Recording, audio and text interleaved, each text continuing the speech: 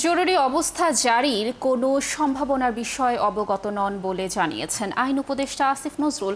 সোমবার সচিবালয়ে তিনি আরও বলেন, প্রধান উপদেষ্টার সাথে রাজনৈতিক দলগুলোর নির্বাচনকালীন সরকার নিয়ে কোনো কথা হয়নি, আর গণপরিষদ নির্বাচন এনসিপির দলীয় বিষয় বলে মন্তব্য করেছেন আইন উপদেষ্টা, এবং তিনি জানান ফেব্রুয়ারিতেই নির্বাচন করবে সরকার। আরও জানাচ্ছেন শারমিনীরা।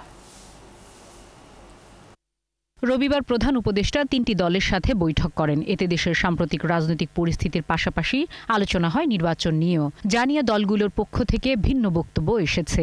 তাহলে সরকারের ঘোষণা অনুযায়ী ফেব্রুয়ারিতে নির্বাচন অনুষ্ঠানের পালে কি হাওয়া বদল ঘটতে পারে? নায়াসিনামাইড ও স্যালিসাইলিক সমৃদ্ধ লিলি ফেস ওয়াশ, যা ফেসের ডেড স্কিন সেল দূর করে দেয় দ্বিগুণ ফাস্টার ব্রাইটেনিং। এমন প্রশ্ন ছিল আইন উপদেষ্টার কাছে। ফেব্রুয়ারিতে নির্বাচন করার ব্যাপারে দৃঢ় প্রতিজ্ঞ, এটা আমাদের প্রধান উপদেষ্টা বারবার বলেছেন। নির্বাচন কমিশনকেও সেরকম ইনস্ট্রাকশন দেওয়া হয়েছে। তার আগে কিছু বিষয়ে যে মতভিন্নতা রয়েছে বা মতভেদ রয়েছে, সেটা আমরা আশা করি সেটা দূর হয়ে যাবে। এ তো এনসিপির দলীয় বক্তব্য, এটা এনসিপির দলীয় বক্তব্য নিয়ে আমার বলার কিছু না। আমি সরকারের বক্তব্য যেটা সেটা বললাম। এরই মধ্যে প্রধান বিচারপতির সাথে সেনাপ্রধান সাক্ষাৎ করেছেন বলে খবর ছড়িয়ে পড়েছে সামাজিক যোগাযোগ মাধ্যমে। বিষয়টিকে গুজব বলে জানান আইন উপদেষ্টা।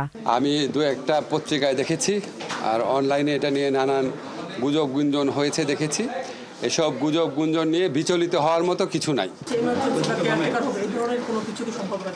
আমি এই ধরনের কোনো সম্ভাবনার ব্যাপারে অবগত না। এ সময় তার কাছে সাংবাদিকরা জানতে চান, দেশের আইন শৃঙ্খলা পরিস্থিতি সরকারের নিয়ন্ত্রণে আছে কিনা। আইন শৃঙ্খলা পরিস্থিতি মাঝে মাঝে যে আপনার অবনতি ঘটে, সেটা আপনার যতই দুঃখজনক হোক, হতাশাজনক হোক, এটা খুব অস্বাভাবিক বলে মনে করি না। আমরা এরকম সিচুয়েশন আগে ট্যাকেল করেছি, আবার ভালো হয়ে গেছে, ইনশাআল্লাহ ভালো হবে। পরিস্থিতি যাই হোক, সরকার শেষ পর্যন্ত নিয়ন্ত্রণ করতে পারবে বলেও আশাবাদ জানান আইন উপদেষ্টা। না, আর কথা নাই।